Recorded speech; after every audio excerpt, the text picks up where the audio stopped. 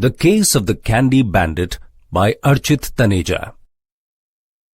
The superlative superlutes, Aarti and I, decided to skip PT class to catch Spark while it was committing the crime and convince ourselves, mainly Aarti, that we were right.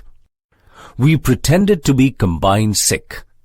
Divya came up to us and asked suspiciously, Rachita, Aarti, how did you both get sick at the same time? Aarti rolled her eyes like she always does when someone says something naive. She always rolls her eyes the moment Divya opens her mouth. It's possible for best friends to get sick at the same time. It's viral fever. If one gets sick, the other one does too. It's like chicken pox. Divya warned Aarti not to touch her sweets and left for the PT class with the other girls.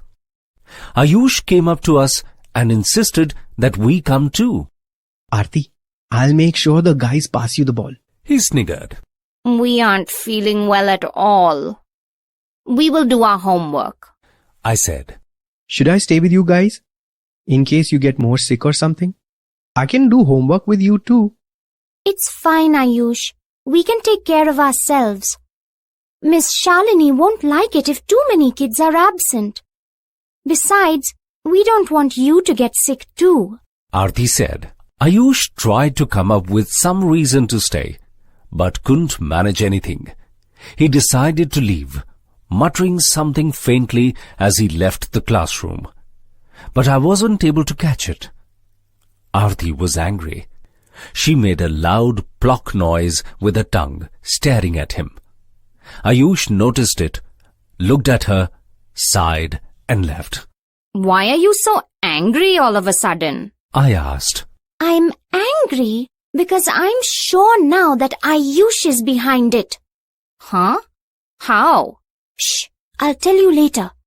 Spark might come out any moment now. Aarti whispered. We were the only ones in the class now. We sat at a desk next to the center of the crime scene. Aarti sniffed around and insisted that we sit at another desk further away to prevent the thief from smelling our presence. I did what she said. The smelling department was completely hers. Just as we were sitting down, Aarti whispered, Look at Ayush's bag. And there it was. There was our little fluffy thief. It went off to Aarti's bag. It grabbed the treat packet with toffees in it, holding one end in its mouth. Aarti couldn't control her excitement. Ooh, Spark, you are so adorable. Take as many toffees as you want, baby. She whispered, as if talking to a little baby. I had to shh Aarti down. Spark realized that it wasn't alone. It ran with the toffee back to Ayush's bag. Keep your mouth shut, Aarti. Spark will figure out we are here. I whispered to her in an angry voice. Aarti looked at me right in the eye. Sorry. Please don't be so loud. I said again, nicely. That's more polite. Aarti smiled and turned back to Ayush's bag, hoping Spark would come out again. Spark finally took a peek outside. It went to Arjun's bag this time. Arjun had got a cupcake made by his grandma. Spark was in Arjun's bag for a while. It finally came out and slowly dragged the heavy packet back towards Ayush's bag. Spark decided to take a break. It stopped somewhere close to the center of crime. It snuggled into the treat pack and spent a while inside it, moving a lot. It came out with little cupcake pieces stuck on its whiskers. It seemed more upbeat now. It had clearly been eating the cupcake. It then slowly dragged the treat pack back into the bag. It came out again and headed towards my bag. I had got a banana today. It came out quickly without anything and rushed into another bag close by. We saw it drag a treat packet with a chocolate bar inside it.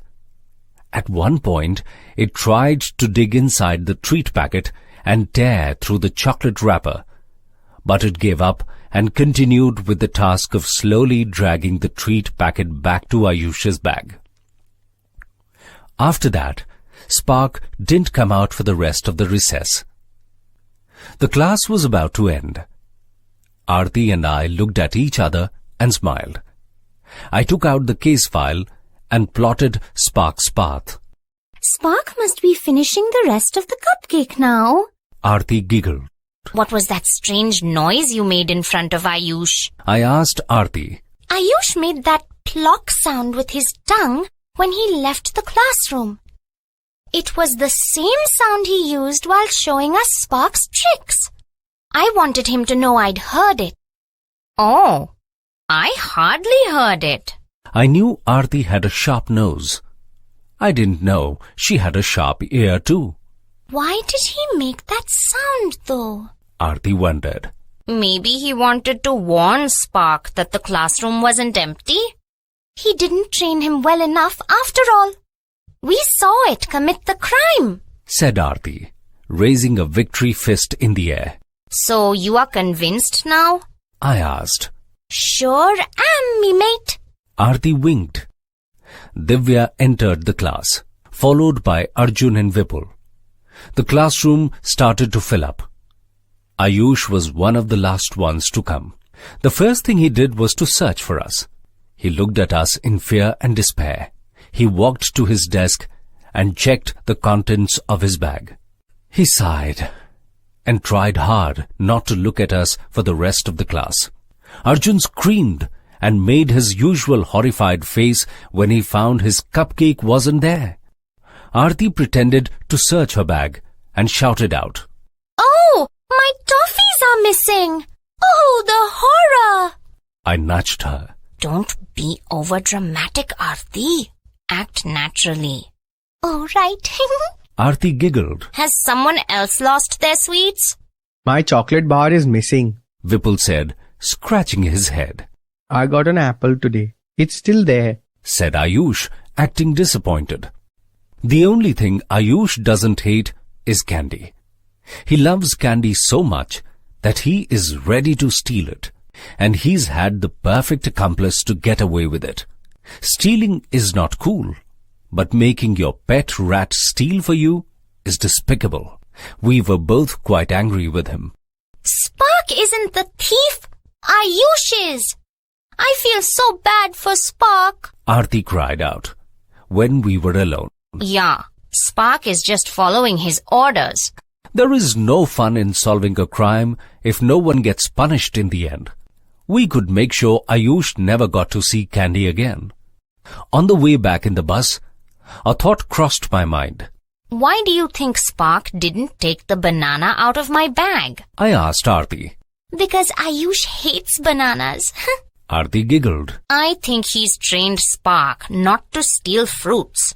Yeah, Ayush really does hate fruits. Aarti giggled some more. We both put ourselves in Ayush's shoes and thought about why he hated fruits so much and why he loved to steal candy. His parents always put fruits as his treats. I wouldn't like being treated with fruits all the time, I said. Yeah, imagine getting a guava after dinner. Aarti sighed. Maybe that's what forced him to do this, I said. Ayush did a bad thing, but we weren't sure whether he deserved the blame. If I were Ayush, I wouldn't have stolen candy, since my job is to prevent crimes.